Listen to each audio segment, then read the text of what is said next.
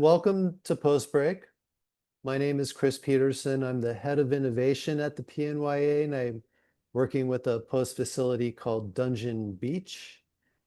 Today's topic is Insurance 101 with the Freelancers Union. And now to introduce our moderator, she's the CEO and executive producer of Phosphene VFX. She's also the chair of the Post New York Alliance. Please give a warm welcome to Vivian Connolly. Hey, everybody. Thanks for coming today. I can't see your faces right now, but I hopefully will see you a little bit later.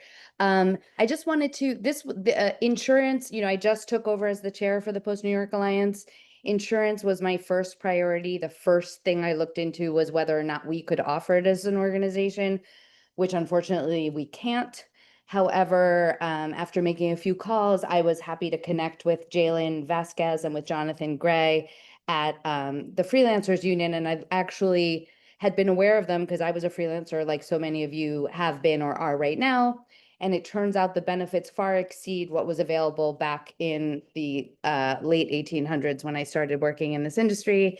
And so I just thought I had a feeling that everybody wasn't aware of that. One of the things that Jonathan and Jalen were so gracious to do, and I'm going to throw to them in a second, is really consider the particular nature of our industry, which is that some of us are on staff, some of us are in unions, some of us are freelancers, some of us are in big companies with hardy, healthy benefits, and some of us are in really small companies that don't meet the size requirement for legally being required to provide benefits. And there's actually benefits at the Freelancers Union for all of those categories, which I wasn't aware of before. And so I wanted to make sure that that information was available to all of you, and also explain that we have some collective bargaining power as an institution of, we have, I don't know how many members between company and individual members, but we're in the 500-ish zone collectively, I would say right now. And we have some bargaining power here when it comes to life insurance, and Jonathan and Jalen will speak to that much more intelligently than I possibly can. But the hope here is that we can provide some relief and some scaffolding for the benefits that you have and don't have. So even if you're at a facility that has health insurance, but say doesn't have eye or dental insurance, that's something that we can access through the Freelancers Union. So to that end, I'm going to keep an eye on the chat and answer any of your questions. I'm going to put my personal email into the chat, and you should always feel free to reach out to me at any time. I'm more than happy to field any questions. And also, if I don't have the answers, direct you to the right person. I'm pretty speedy on email. Chris, I want to thank Chris and I want to thank Becky for their continued amazing support. And I would like to then throw to Jonathan, who can introduce himself before giving the presentation. Hi, yes. I'm Jonathan Gray. I'm the Director of Benefits and Member Services at Freelancers Union. I have over 14 years of insurance experience. I've worked at the union for 7 years now. At the union, they also encourage us to be freelancers as well. So I'm also a New Jersey Realtor and Notary, and also can have, also perform commercial real estate loans and business loans as well. Hello, everyone. I'm Jalen Vasquez. I'm the director of Freelancers Hub, our co-working space located in Sunset Park. I've worked with the union for about 7 years now. I pretty much organize all of our programming and events that we have. We have a lot of different things of networking, classes, workshops, meetups, a lot of different things, a couple wellness ones too coming up. A lot of them are a mix of virtual and in person. Sometimes they'll be in person offsite with other partners of ours. We'll post a link at the very end where you can find all of these events. I'm also a fellow freelancer of 10 years. I do a lot of work in graphic design, web design, toy design, and a little bit of photography and social media work. And then just a little bit about the agenda today. John will be doing the first half, just talking about insurance, and I will be doing the second half, just talking about some of our other resources that we provide. And who we are, I mean, if you haven't heard of us, hopefully you have. I mean, Vivian did a pretty good explanation at the start. We're a nonprofit organization that serves over 750,000 freelancers across the United States. We provide education, advocacy, and access to tools and benefits for independent workers, regardless of industry or income level. Insurance is probably just the surface of it. We do a lot of other partnerships as well for like tax filing and other things that we'll go into a little bit later. And our mission is to promote the interests of independent workers through our advocacy education services. And we try to build novel solutions to support independent workers of all types. So all of us can be secure and thrive and make money at the end of the day, because that's kind of what we need to survive. And so hopefully we don't have to live check to check at the end of the day. All right, now let's get into the meat and potatoes of this thing. So why do freelancers need insurance? Okay, so for the people that have the traditional employer, traditional employee benefits, you have access to employee-sponsored benefits such as 401ks, retirement plans. Also, you get paid vacation and sick leave, workers' comp. You have employment protection such as minimum wage, overtime, and employer liability. As a freelancer, you do not have those options. You do not have employer-sponsored benefits. You have no guarantee of paid leave. You're responsible for your own workplace injuries and accidents. And as a freelancer, you can also have a lack of steady income. How insurance works. An insurance policy is a contract between a policyholder and insurer. The insurer agrees to pay in the event that the person or property insured suffers a type of loss named in the policy. No matter the type of policy, it will only generally pay for the losses that are specifically named in that policy. So it's always important to read any policy carefully before you purchase it. When you pay the insurer a specific amount, that is called a premium. Premiums are typically paid in monthly installments, but they can also be paid annually, semi-annually, depending upon what type of policy you have. There's a deductible that you must pay out of your own pocket before anything will be covered towards the loss. And then there's also a cost sharing option in health insurance that's called co-insurance. And I'll also add that usually between the premium deductible, there's an inverse relationship where usually if you have a higher premium, the deductible will be lower. And if you have a lower premium, usually the deductible will be a lot higher. Could you explain what cost insurance is? Co-insurance is? Co-insurance. So let's say I was going to get into a health insurance plan. So what happens is, so you may have a health insurance plan, a health insurance plan where there's a cost share. So let's say once you meet your deductible, let's say your deductible is $1,000. Once you meet your deductible, there's a cost sharing mechanism where, let's say your maximum out of pocket is $4,000. So say if you have an 80-20% split, once you reach your $1,000, let's say you get another bill for $1,000. The insurance company would cover 80% and you would have to pay 20% up until you reach your maximum out of pocket.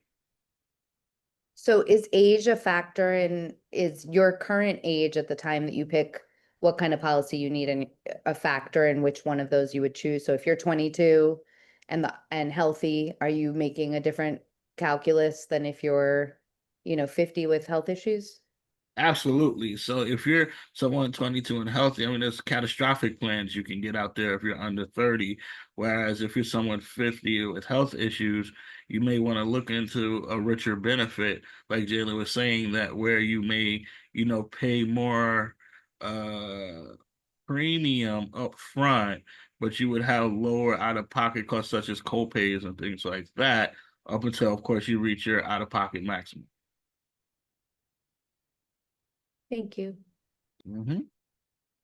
Okay, and then we get into this. So insurance companies, when it comes to insurance companies, we have group and individual insurance. So insurance companies use a process called underwriting.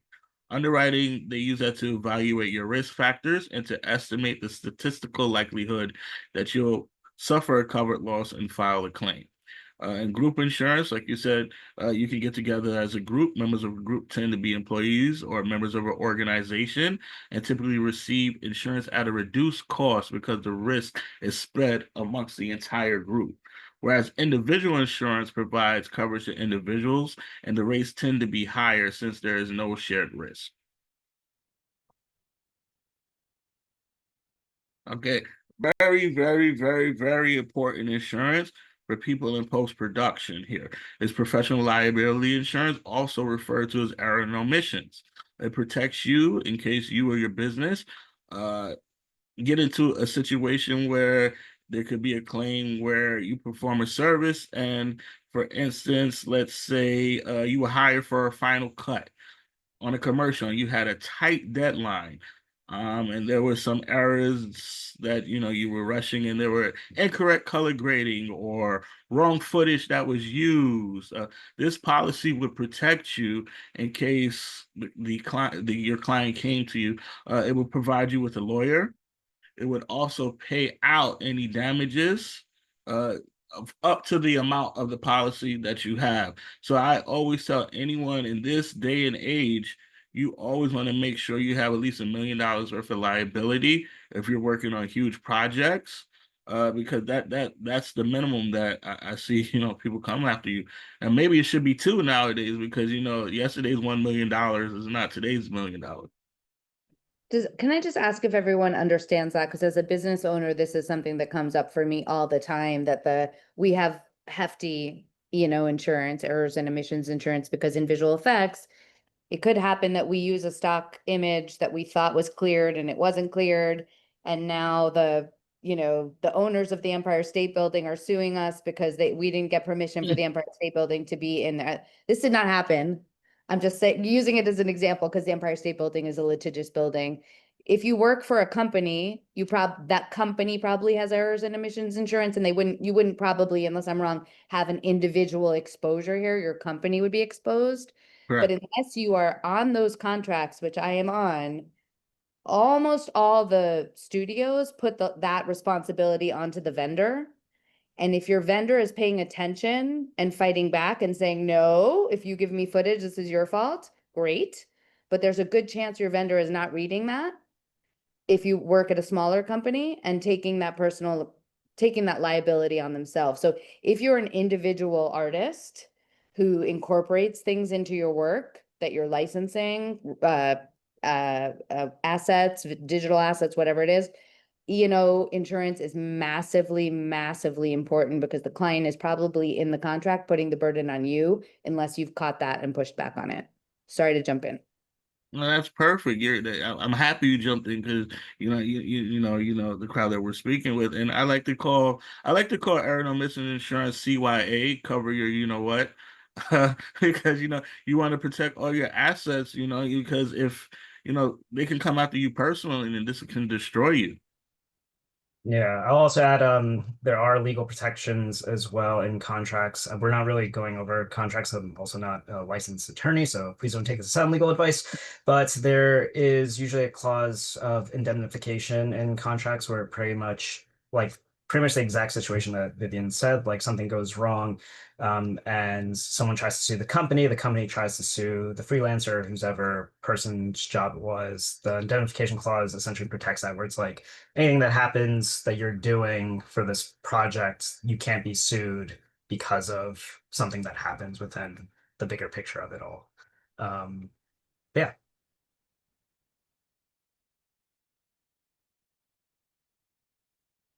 All right, and this one is definitely important for the business owners out there, people that have someone working on site.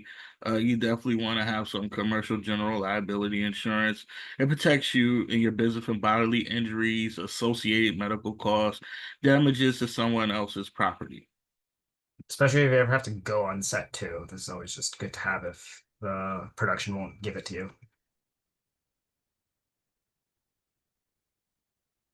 Disability insurance. This is important for income protection. Long-term disability insurance is an insurance policy that protects you from loss of income in the event that you can't work due to illness, injury, or an accident for an extended period of time.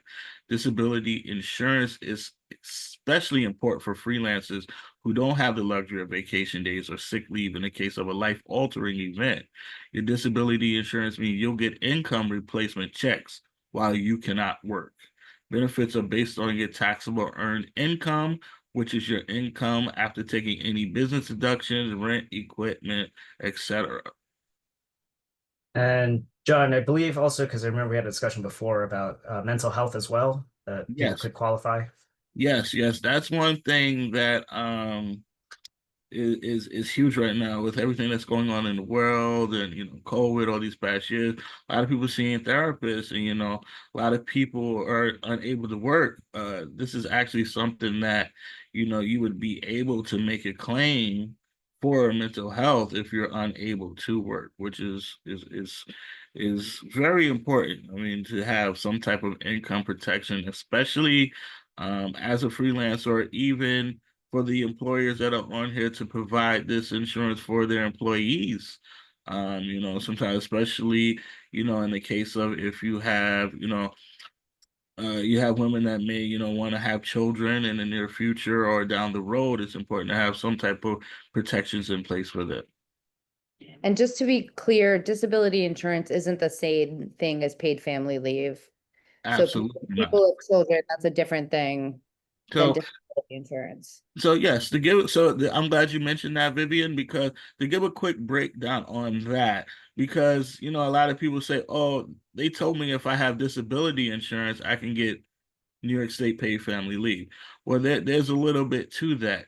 In order to qualify for New York State paid family leave, you have to have what's called New York State statutory disability insurance, which is where New York State, I believe it's like $177 on they cut a check. Now, the way you get that is you would have to go to a carrier. Like I know Guardian provides it.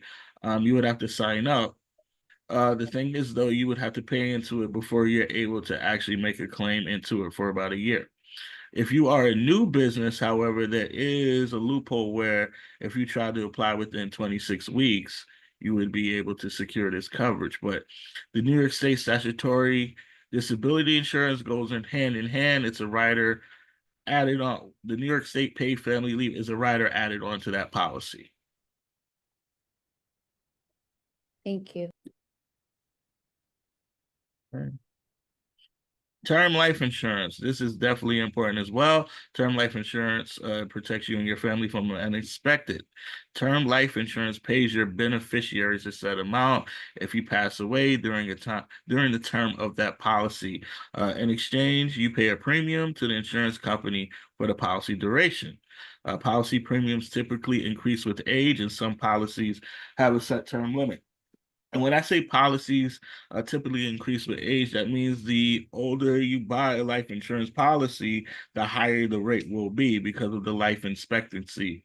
Of it's up to, I believe, life expectancy 78 nowadays. So it'll be cheaper if you buy it younger. So for those out there that are 20, 25, I'll say right now, if you want to get a whole life policy, which is a separate, different policy that we could talk about, one-on-one, where it builds cash value, that would be good. But a term policy is also good because it can benefit anyone. Plans are especially helpful for people who have children or other dependents, or if you have any mortgage or debt, or even to pay funeral costs. I didn't get it till I had children. And then I got a 20-year term life insurance policy, which I was pretty young when I had my first kid. And it was not expensive at all. And I look, because my biggest is now 20, which makes me a little bit older too. And I did look, and the premiums are nuts at 52 relative to what they were at 30. So if you have young children, this one to me is a must-have, and it's not very expensive. For sure. For sure. And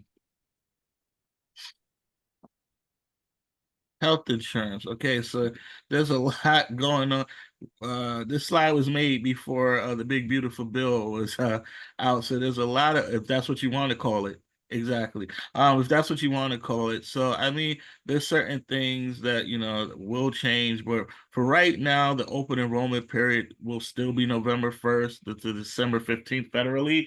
Last year it was 10 weeks. It was November 1st to January 31st, but it will be shrunk down to 6 weeks this year. Now, it depends also what state you live in, right? Because in New York and California, sometimes they do extend the deadlines for people to sign up. So I would always be on the lookout if you're on those states. And if not, if you're purchasing on the exchange during open enrollment, November 1st to December 15th is your time. Now, you can apply for insurance throughout the year if you have a qualifying event.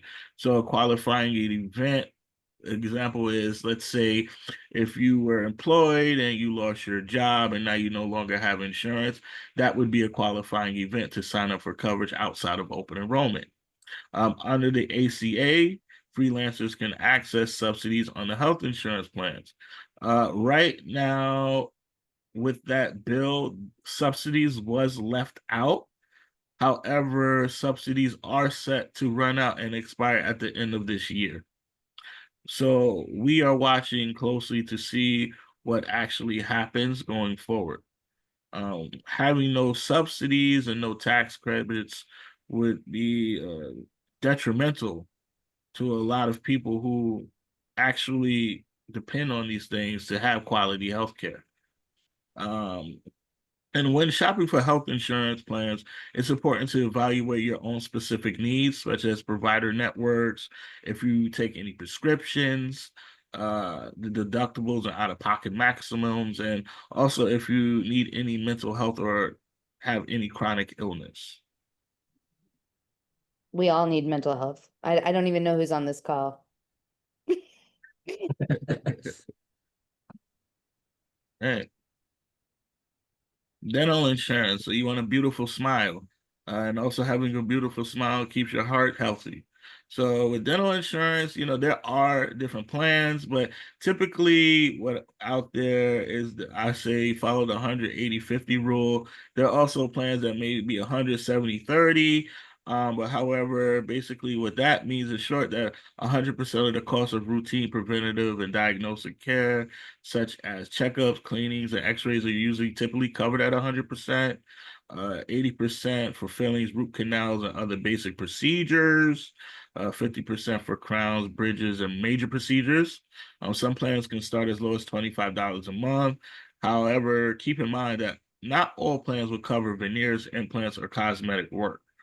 Deductibles tend to be around $50 per year for an individual, maybe $150 for a family. Most plans cap coverage up to $1,500 a year. And then you also have two different type of dental plans. You can call the DHMO, where you're in network only, and a PPO, where you can see a dentist in or out of network. And if I can just jump in here, I have never had dental insurance until this year because I always saw that $1,500 cap and thought, what's the point? I'm not, but actually, and I have two kids, so there's four of us. I think ours only costs $25 a month and it's covered and half of an implant and cleanings for four people. So it's well worth it. And I was incorrect for all those years before. You know why? Because you think, yes, you're right. You look at the 1,500 and you're like, what is this? But when you have the insurance, the difference is they have to run the claims, they have to place the codes with the insurance companies. So now you get a negotiated rate. Whereas if you were going to the dentist on your own, they can kind of fleece you.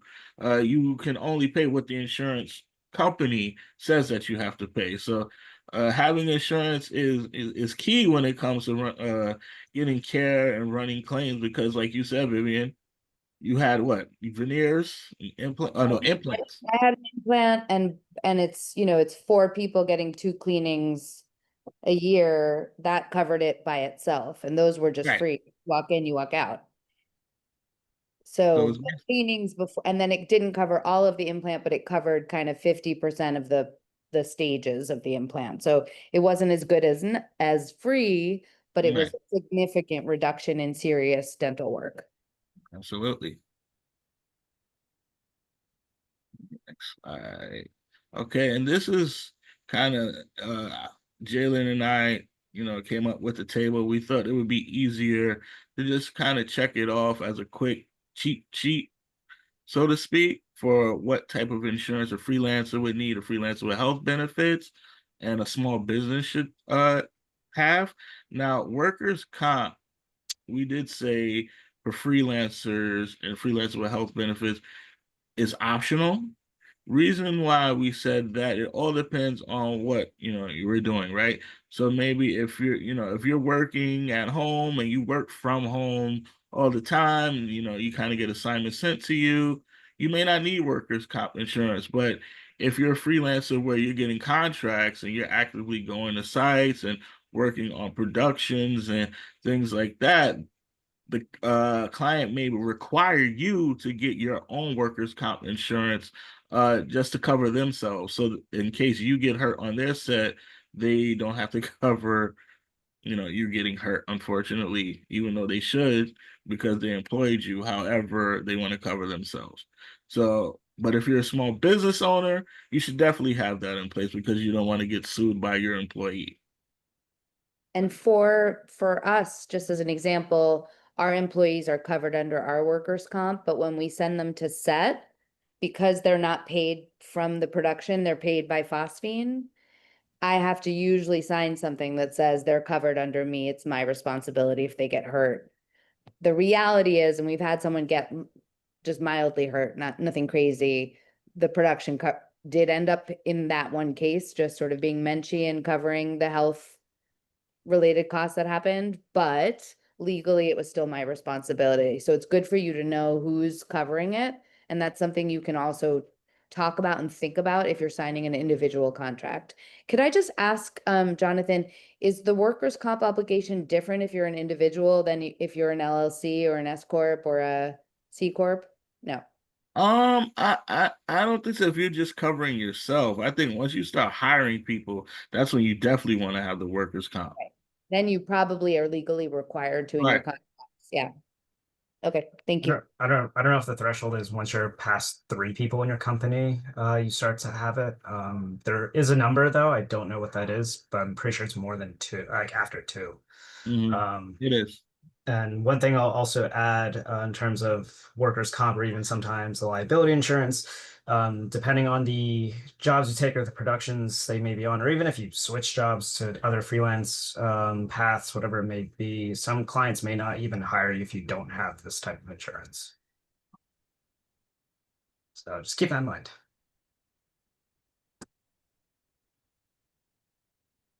Okay, and this is just kind of a summary of what we spoke on today. Insurance, freelance union help members get covered, anything from health to vision to dental to liability insurance.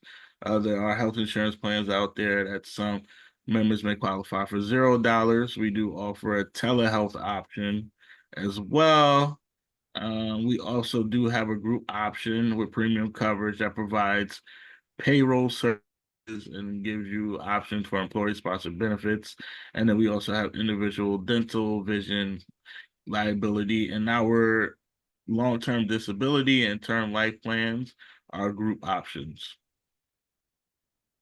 And all this you can find on our website. I mean, you'll get the slides below with any of the links that we share. So just be freelancerunion.org/insurance. And sometimes I think there's also a questionnaire too that you can easily fill and it'll kind of give you recommendations. Cool. All right, we're going to go into some of our other resources that we offer at Freelancers Union. We offer various discounts for members. It is completely free to sign up. Even though we are a union by name, we are not a union in that sense. We are a nonprofit, so we don't collect union dues or anything like that. So for members, once you sign up, you do have access to all these discounts. If you're interested in tax filing, we have a partnership with Tax Act.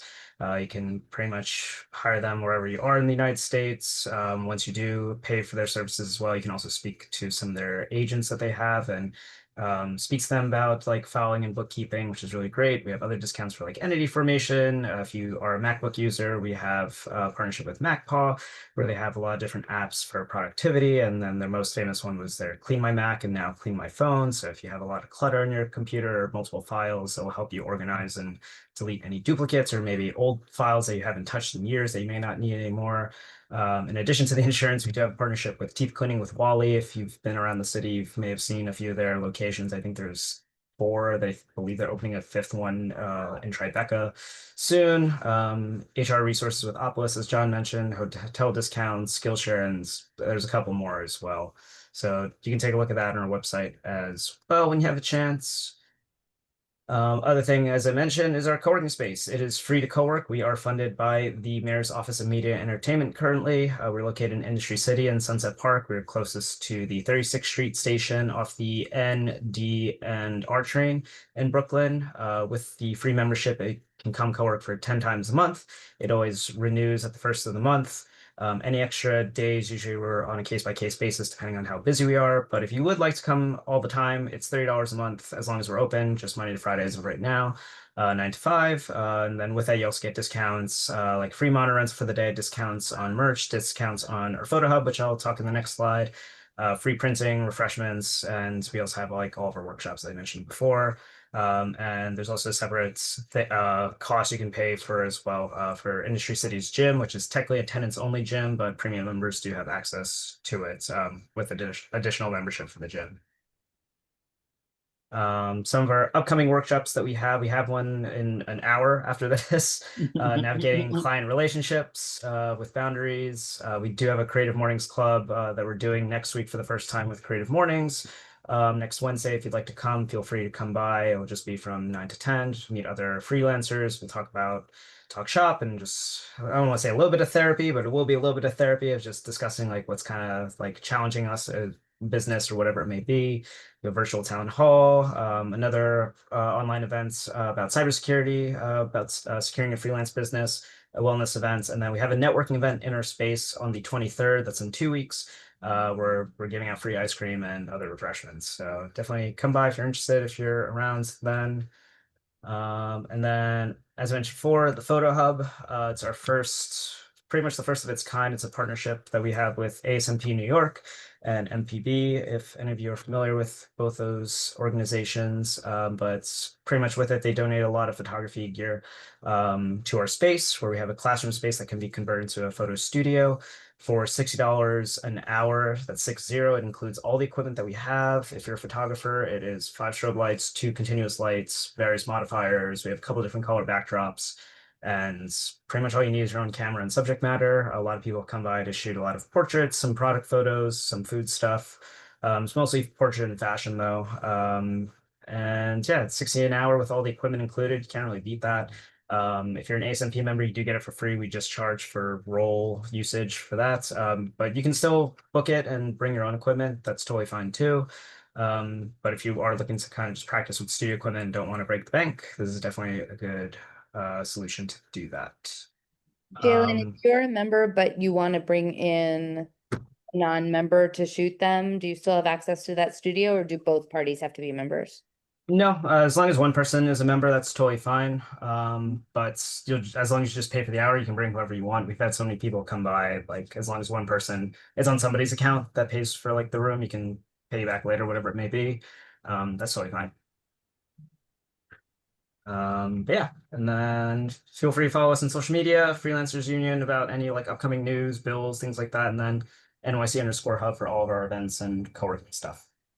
And Yeah. if people want sort of, how should we proceed with if a large number of people, will do sort of a follow-up to see how many people are interested in how many aspects of this. Should people reach out to you all directly if they want to participate, or should that be something that we organize as a group? John, I think you might be a better answer for that.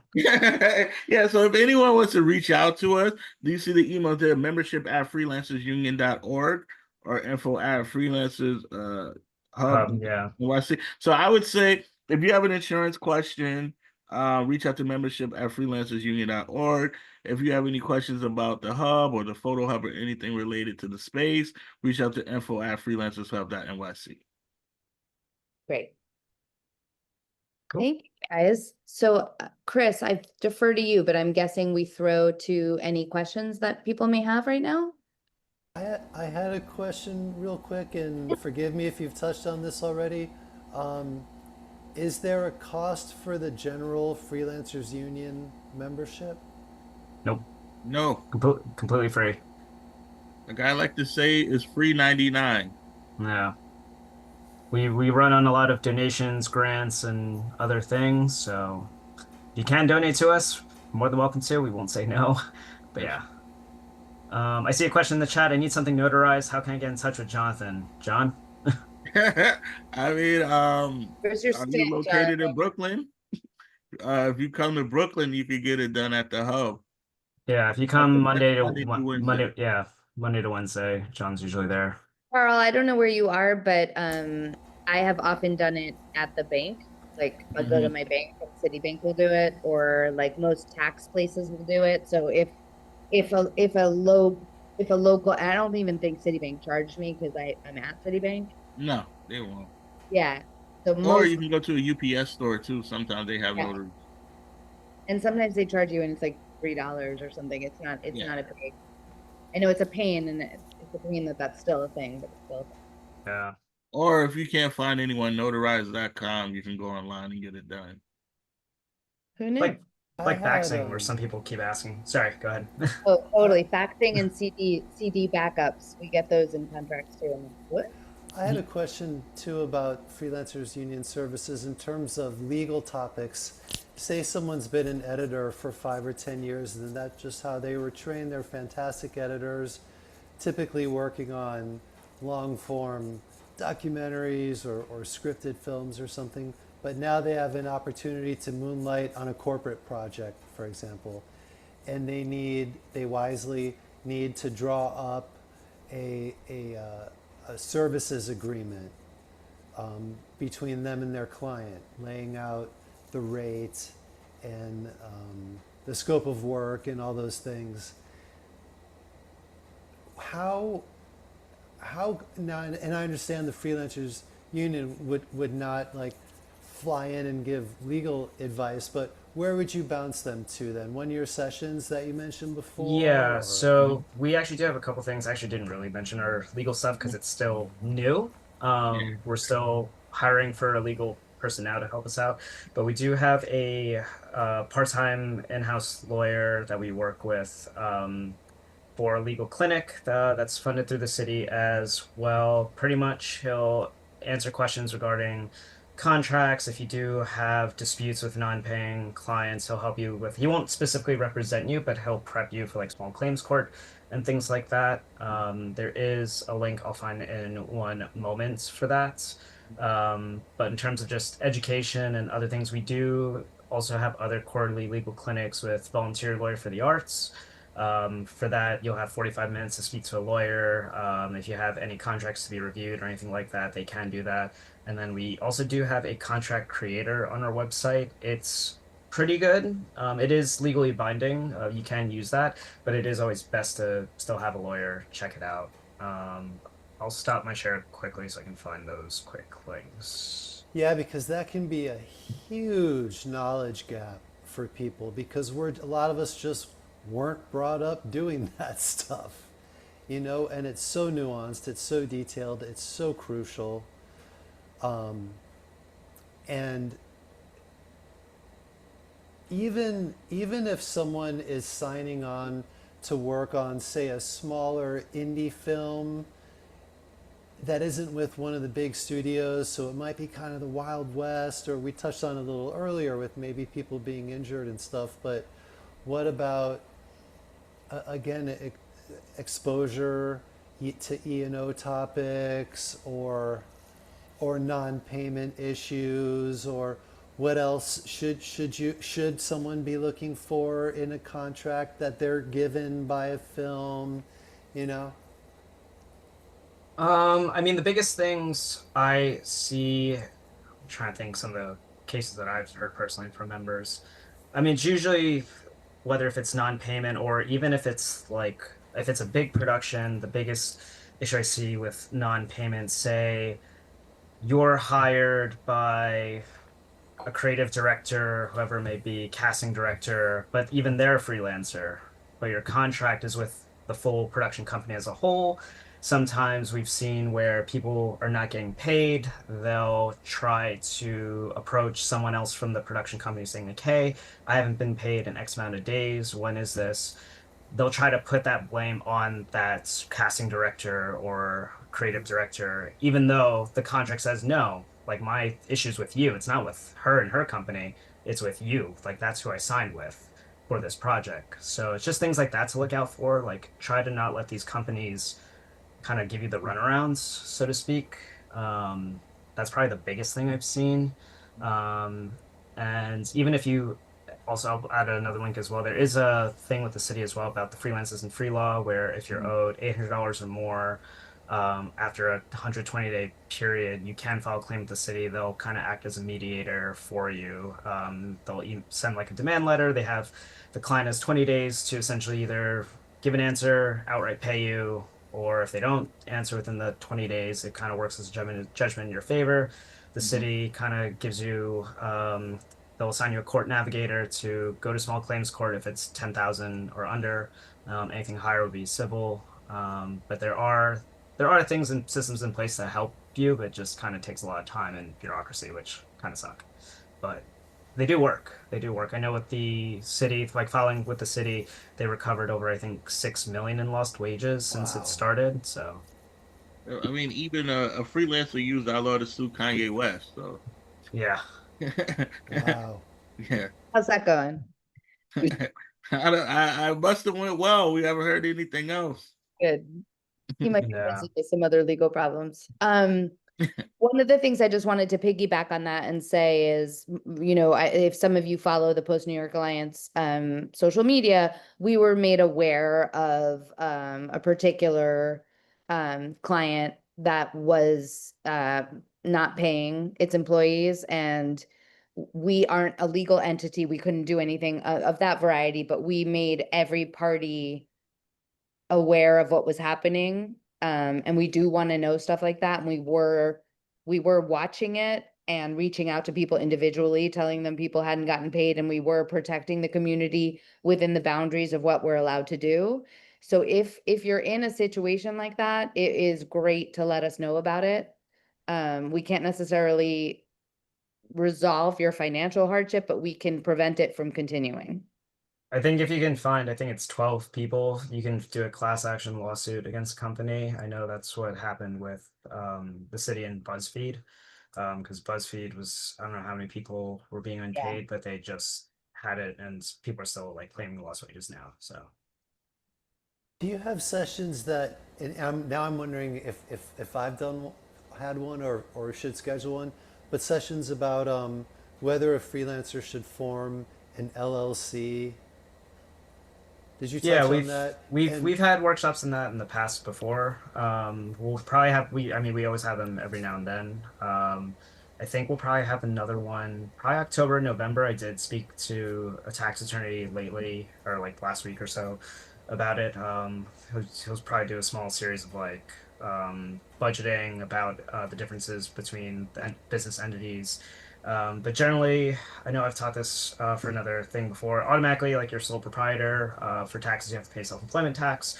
You can incorporate as an LLC just to have the liability protection. Generally, I always recommend folks, if they have any sort of personal assets like a home, car, whatever it may be, or even dependables, it's always good to form an LLC for that protection. Otherwise, if you get a lawsuit, they can pretty much go for anything and everything that you own. As a sole proprietor, you are not protected by anything. You could lose a lot if anything happened. So always double check your contracts. They'll make sure you're doing everything properly, and whatnot. And then there's the S corp, which is just a tax election off the LLC. It's not strictly a business entity per se, but with the S corp, you will get protection, but the only difference is you would have to organize a payroll system for your business. With a solo LLC, you can just kind of pay yourself out when you can. But with specifically for an S corp, you have to strictly have a payroll system. You can't just kind of take money in and out on a whim. And that's yeah, been on the table for us to do as well, and maybe we can join forces. That's been like a long, if you're interested, that's been a long standing kind of conversation, something we want to do as an application about. Yeah, I always recommend if you're over if you're starting to make over 6 figures regularly, you should form an LLC. Yeah. It gives you some ways to write things off, and Yeah. it can be more financially beneficial to you. And forming an LLC is not a hard endeavor at all. No. So Chris, I'm not sure if you want to take it from here. I saw there were a couple little questions. Oh, here's a new one. do you guys have workshops to go deeper into this topic? Asking because I'm curious if it makes sense to have a company, what is this, IC packet that clearly outlines the company is hiring. Independent contractor. Oh, independent contractor Okay. through the entity. Got it. So I'm just reading the question. Makes sense to have a Let's company see the chat. treasure packet that clearly. It's okay. Okay. I think I understand. We've had at a few workshops before, like when you're starting to hire other people, like what you need to consider. I mean, if you don't have an LLC, you can still hire people. If I think with the new bill, you would have to report it if it's over 2,000 now. If you're paying over someone 2,000, I believe, uh, as an individual contractor, you would have to file it. I gotta double check. I know before it was 600. Anything 600 or more, you would have to fill out a 1099 for them. And then that independent contractor would have to give you a W-9, similar like how you do with your clients. That's the main thing. I mean, as an LLC, there could be other things. It depends as just on the status of you're hiring them, but you should always be giving out 1099s no matter what. So Yeah, I think an ABC 1, 2, 3 on this, from step one on these topics would be useful for our membership. And am I saying your name right, Mylin? You can yell at me if I'm saying that wrong. I'll pause. Nobody's yelling at me. I think very often, I mean, at least at Phosphene, we provide those. So like there are people who are freelance who don't want to be staff, who want to be independent freelancers, and we have them sign something that's sort of like that's something they chose because New York definitely babysits companies to make sure that they're not exploiting permalancers by calling it that and then not providing benefits. So there is pressure on companies to prefer people to be staff and or to have their own individual companies. Generally speaking, that paperwork, in my experience, comes from the company, not from the individual.